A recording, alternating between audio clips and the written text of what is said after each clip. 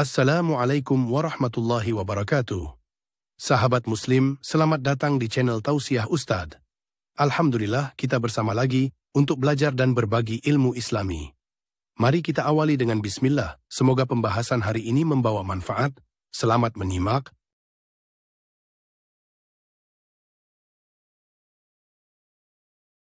Assalamualaikum. Titik. Waalaikumsalam warahmatullahi wabarakatuh. Betul, titik. Izin bertanya Ustaz. Baik. Lebih baik mana sholat di masjid yang jauh dengan banyak jamaah dibanding masjid yang dekat tidak ada jamaah?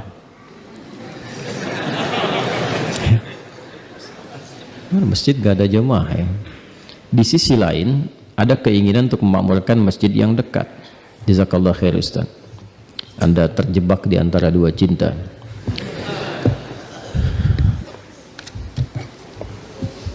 Sebetulnya bertanya dan sudah dijawab, tapi harus saya detilkan secara fikih. Disebut jamaah, batas minimalnya 2 orang. Ingat itu ya. Jadi kalau tidak ada jamaah, saya agak curiga di masjid itu. Berarti dari yang buka pintu, nyalain lampu, adzan, qomat, Anda sendiri. Kan? Jadi disebut jamaah itu Anda jangan melihat berapa jumlah safnya. Disebut jamaah itu ketika jumlah minimal berapa? 2 orang. Kalau sudah ada jumlah 2 orang itu jamaah. Nah sekarang Ustadz gimana? Di sana 200 orang, di sini 2 orang, saya dengan makmum. Mana yang diutamakan? Nah, maka ditimbang di sini namanya fikih aulawiyah. Mana yang paling banyak maslahat? Mana yang paling banyak fadilah? Maslahat itu kebaikannya, fadilah itu keutamaannya. Digabungkan jadi satu. Kalau maslahat bertemu dengan fadilah, maka itu yang diutamakan.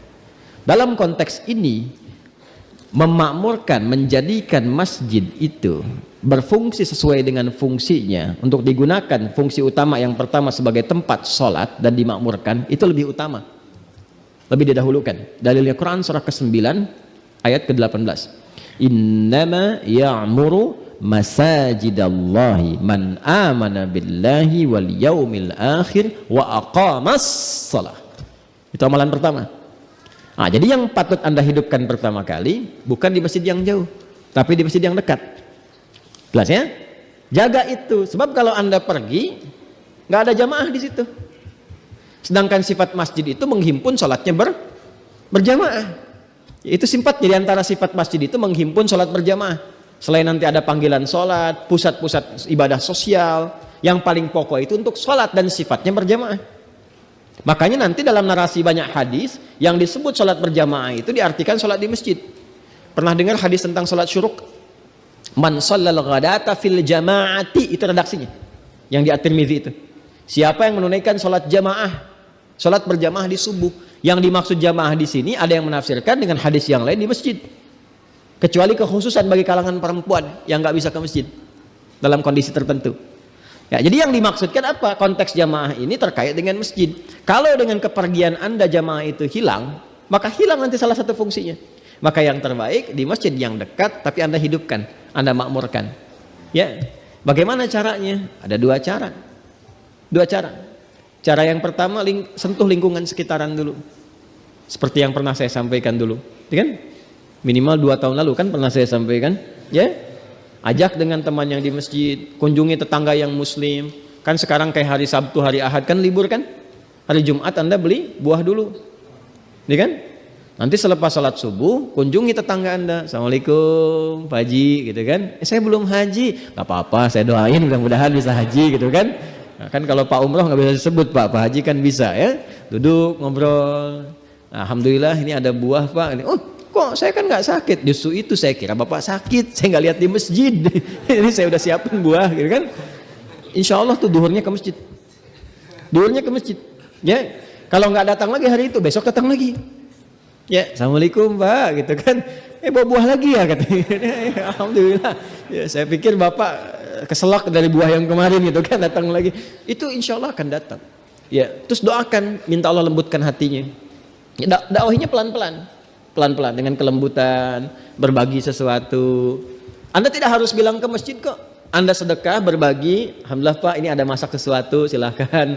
Oh, terima kasih banyak, alhamdulillah Pak, moga sehat-sehat ya. Insya Allah ketemu Pak di masjid nanti ya, gitu aja.